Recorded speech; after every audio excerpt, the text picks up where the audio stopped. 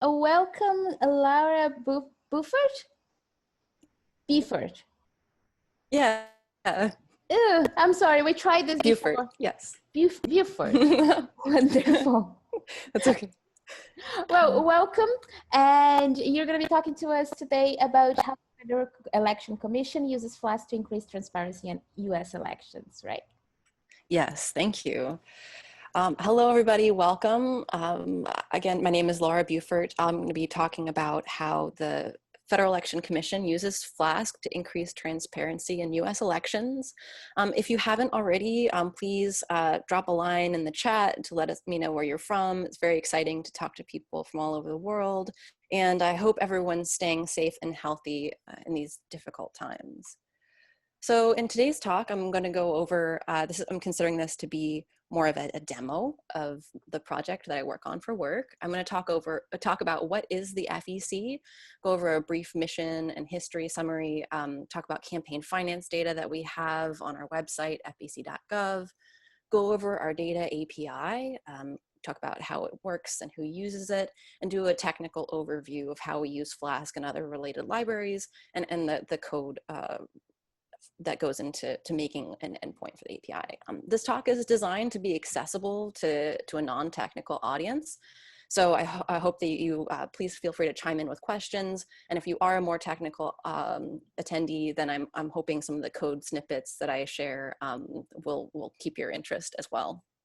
So a little bit about me. My name is Laura Beaufort. My Twitter handle is @LauraBeaufort. I tweeted the slides for this presentation earlier this morning. If you'd like to follow along, there will be links to the code in the slides. And the technical lead for FEC.gov. I'm an open source contributor. I have 15 years of working with campaign finance data. That's really my area of expertise. Relatively newer to the software development side of things. I have a strong background in tech support, and I'm really interested in modernizing government technology and how open source and working in the open can improve transparency in government and your organization and reinforce best practices for collaboration and code security. So first thing I'm going to talk about, what is the FEC? The FEC stands for the, I missed a word, Federal Election Commission. The Federal Election Commission is part of the US government. It was created in 1974 in response to some campaign finance abuses in the 1972 presidential election. We're an independent regulatory agency that has about 300 employees. For the US government, that's fairly a small size organization. And we're tasked with administering and enforcing federal campaign finance law for US House, Senate, President, and Vice President. So we don't have legislation, we don't have jurisdiction over state and local elections like state, Senate, governor, any elected judges. This is just US House, Senate, presidential, and the federal committees that support or oppose them. So what do campaign finance laws cover? Campaign finance laws cover the public disclosure of money raised or spent to influence federal elections. It also covers who can spend money or receive money, give money to influence federal elections. And less commonly, but it is still part of our mission, we administer the public financing of presidential campaigns. So if presidential candidates choose to take public funding, we administer that program. If you're really interested in learning more about my agency, that's all available on our website, but this is a technical talk, so that's kind of where I'm gonna leave that overview there. Briefly, I'm gonna talk about the growth of campaign finance data. This has become an ongoing challenge for our agency. When we first started collecting data, we saw a fairly steady growth of information that we had to collect. So we collect transaction level data. So not just the total money, but where that money is coming from, individual contributor information and expenditure information. So through 2002, we saw a fairly predictable rise in the amount of data that we had to collect. And then kind of as we move forward in time, we saw a much larger growth of the amount of data. So we not only collect the data, but also publish it. So as the data grew, it became more and more challenging to be able to search that data easily, to be able to store that data, and to be able to maintain a robust technical system. So around 2015, we realized we were going to have a problem. So we decided to redesign our website. We partnered with 18F, which is another federal agency that basically does technology consulting for government. They bring in people from at the top of their game technically and work with federal agencies to help them modernize their systems. So this is when we realized we needed to rethink how we were approaching campaign finance data. So what do I talk about when I talk about campaign finance data? All of the data is available. It's public data. It's available on our website. Using our data section, you can look up, who's running for office, the amount of money they've collected. You can look up individual contributors, like your favorite celebrity, or even just explore like all contributions in a certain date range. This is all on our website. And you can also, if you're interested in a particular election, you can look at the data that way. You can look up, you can use our zoomable map. You can look up your state or a given state, or just look at the presidential, which is I think a lot of people are interested in right now. So you can see the total amount raised, the total amount spent, the cash on hand that's been in the news. And then we get data kind of on a more delayed basis because there are reporting requirements. So sometimes you'll read things in the news about who has more cash on hand, but if it hasn't come through to our site, then we try to provide the information like as of when we have it is submitted to us by the filers. We also provide some data visualizations, so you can see just some information like how much money has been raised by all presidential candidates. So in 2020, that's $2.6 billion have been raised to support any given presidential candidate. You can see the breakdown by party and then the individual candidate. Sorry, that flipped away a little faster than I expected. You can also look at where the contributions are coming from for a particular candidate. If you wanted to see where they're raising the most money. This is all in the raising by the numbers page. You can look up a different candidate, and you can use this feature to click through to explore if you want to see like all the contributions that are coming from Florida or California. You can use this tool to explore the data. So that's just to give you a sense of the types of data that we're collecting from these presidential or federal candidates. In addition, we make our legal resources available publicly. So if you wanted to see any court cases or regulations or laws pertaining to a specific area of campaign finance law, this is all publicly available. So if you wanted to see specific rules regarding to like loans from the candidate, how much money can they give? When do they have to pay it back? You can search advisory opinions, which are issued by the commission in response to questions. You can see enforcement actions when someone made a complaint that the law was not being followed, as well as any regulations or laws that are created around this type of activity. Next, I'm going to go over our data API, a general overview of what it is, who uses it, and how it works. So our API, before we talk about the API, what is an API? API stands for Application Programming Interface. That never really means anything meaningful to me. What it is it's code that allows two software programs to communicate with each other. What it does is it allows you to get the data directly from a server instead of having to go through FEC.gov. And it allows you to get that data in a predictable way that's just much easier to query using a number of different tools than it would be to like go through FEC.gov. So all the data examples that I gave earlier, total money raised, individual contributions, all the legal resources, that's all being fed to FEC by the FEC API. In addition, you can go directly to the API to get the data. You don't have to come through FEC.gov. So just to get a sense of scope, we talked about the hundreds of millions of transactions that we have. Right now, our database is about 4 terabytes. Around a popular filing deadline, when we're getting new campaign finance data, in a 2-day period, we'll see close to 3 million requests for data. So any one of those pieces of data is considered a request or a query. It is publicly available around the world. We do get traffic from all over the world, but most of our traffic comes from the US. Okay, so the link to our API is also in the footer for FEC.gov. So if you can't remember that URL, I never could. If you go to fec.gov, scroll at the bottom of the page, you can see a link to our API documentation. And those of you who are familiar with Swagger, it's just a way we build the documentation so you can access the API.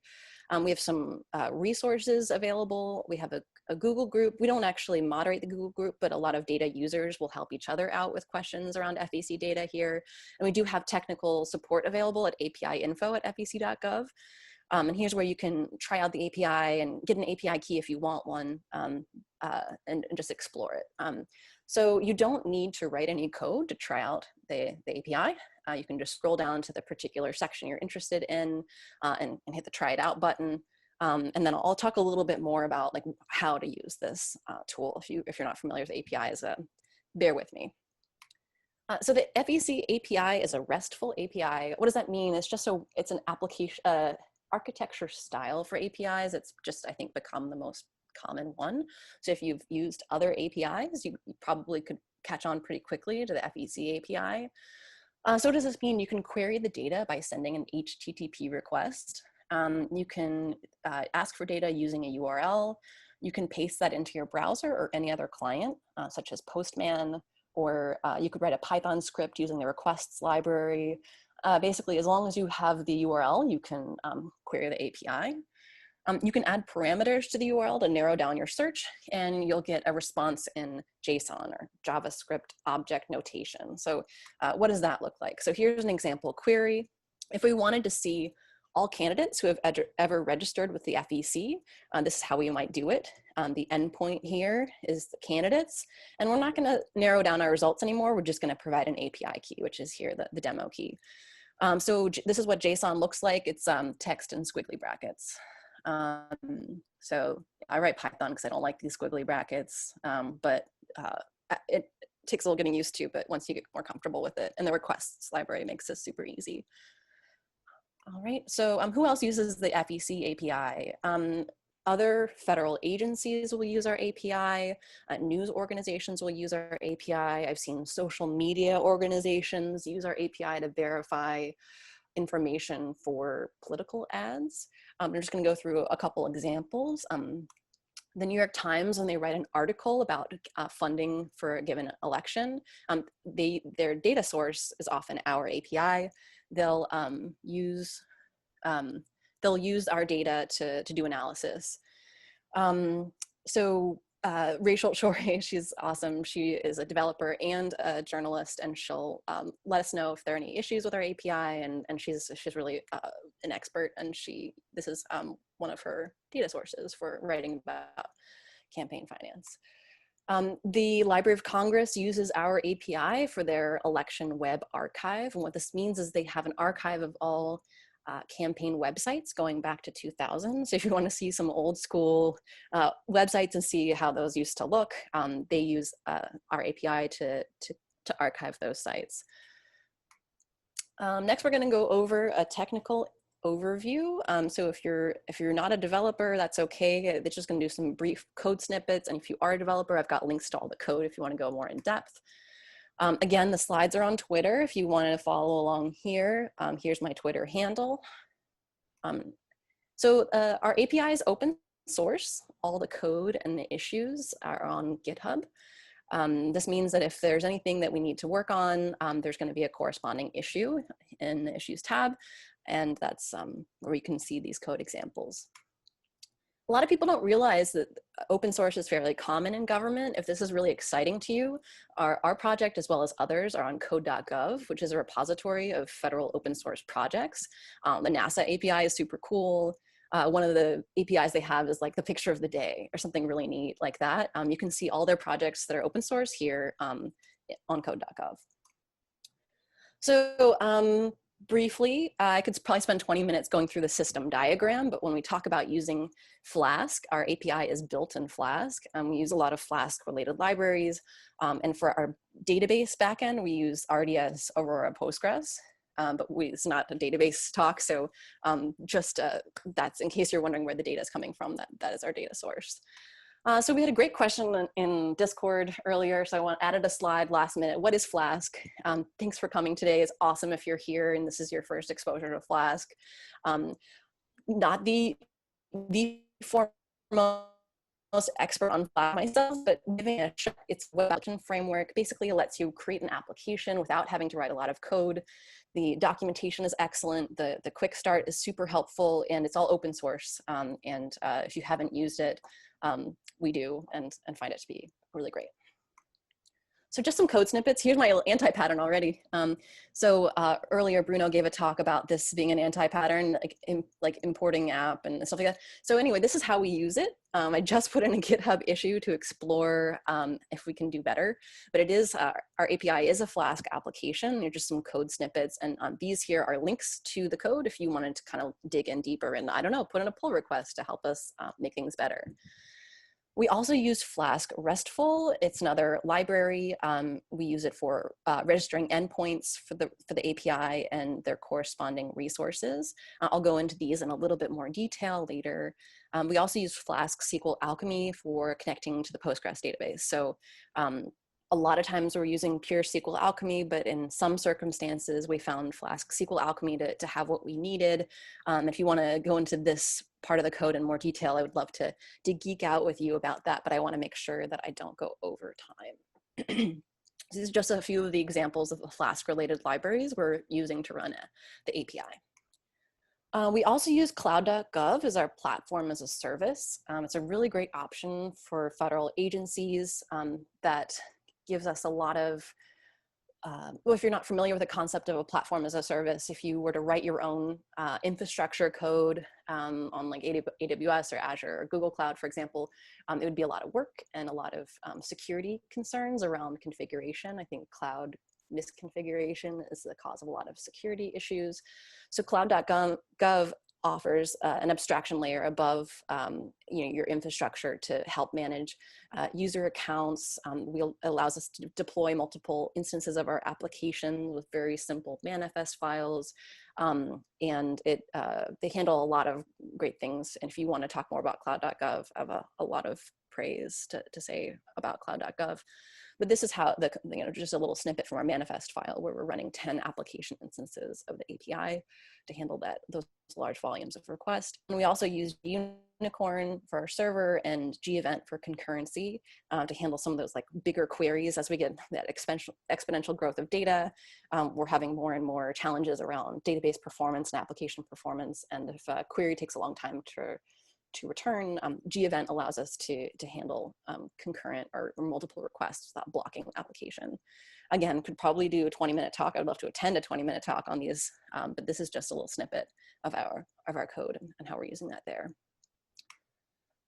All right, so if you have questions, please drop them in the Discord chat. I'll take those at the end. I'm really looking forward to taking those, but briefly I'm gonna go over the anatomy of an endpoint, like how we build the code for a particular endpoint.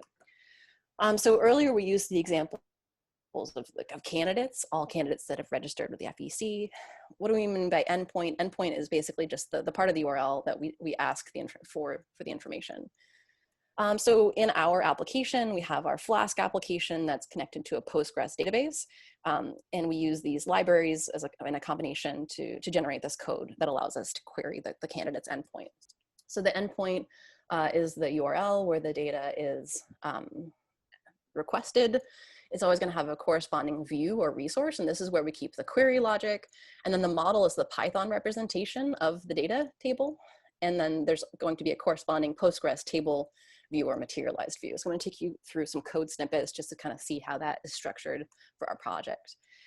So here we're using Flask RESTful, and we're correlating we're telling the application which endpoint goes with which resource file. So we're saying the candidate's endpoint goes with the candidate list resource file. And the candidate list resource file is where we're defining the query logic for that endpoint. So we're telling the view like which Python representation of the data to use, and then down below we'll be defining the query logic. So how we're going to supply that data.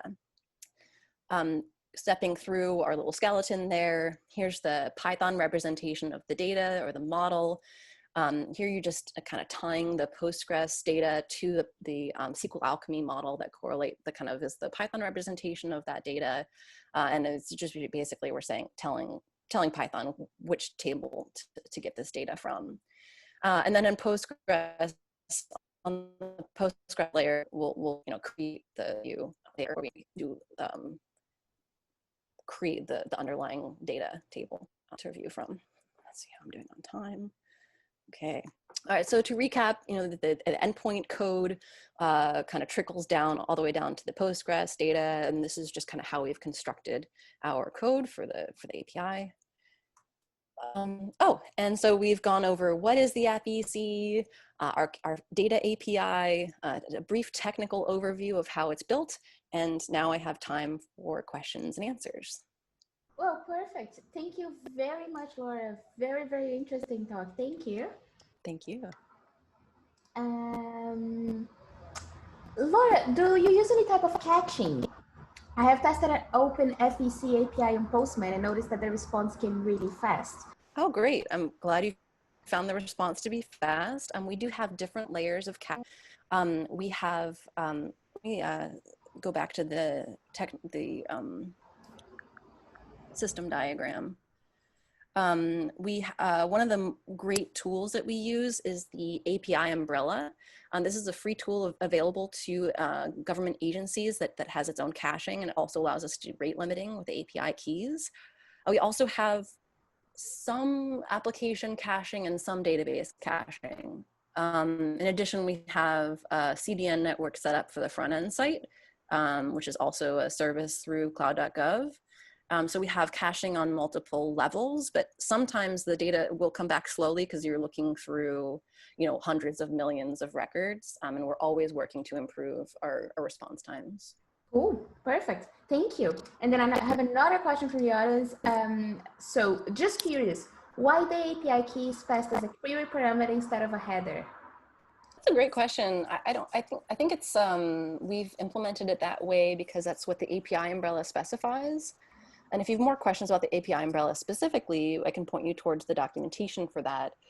But I think that's just because that's the tool that we're using for the API key, and that's how it's expecting it to be provided. But I've never considered whether we would change that approach. So it could be possible to do it that way too, and we just haven't explored it. Okay. Great question. Perfect, thank you. Then I have another one here. So does your team contribute back to Flask? Does your employer give you time to contribute to open source? We do have time to contribute back to open source. I've been able to contribute back to Flask-SQLAlchemy. I don't know that any of us yet have had the skill level or knowledge to be able to contribute back to Flask, but we do regularly check our dependencies for vulnerabilities. And if we see that like one of our dependencies has a vulnerability and it hasn't been fixed, we'll reach out and offer to help. We try to pay it forward. That's really important to us. And sometimes contributing to open source, there's some barriers around skill and knowing how best to contribute, but that is definitely something that's important to my organization. Oh, good. Well, thank you. And then, so there is time for one last question. So does the data needs to be curated, or does anyone submit it in the same format? Oh, great question. So the data, I'm trying to think of how to answer this succinctly. We do have specifications for the data that the filers need to follow. But we do have a reports analysis division where I actually spent 5 years myself, where we'll review the data and look for anomalies and any incomplete information, and we'll send correspondence on the public record saying, and you can see that if you look up a given committee under the filing section, you can see if they've received any, like we call them requests for additional information. And basically, if there are any like, if there's anything that's unclear or partially filled out, or any like, some of the data is by nature just not as normalized, but if there are big problems, we'll reach out. And if the committee doesn't address those issues consistently, then there could be an audit as a result, so that we do take the quality of the data seriously as part of our mission. Wonderful. Well, thank you. Thank you very much for that. Well, that was Laura. Thank you very much for your talk. Yes, thank you for everyone for attending. Please feel free to reach out if you have more questions, and I really appreciate you taking the time today. Absolutely. Thank you. Thank you. And enjoy the rest of your day.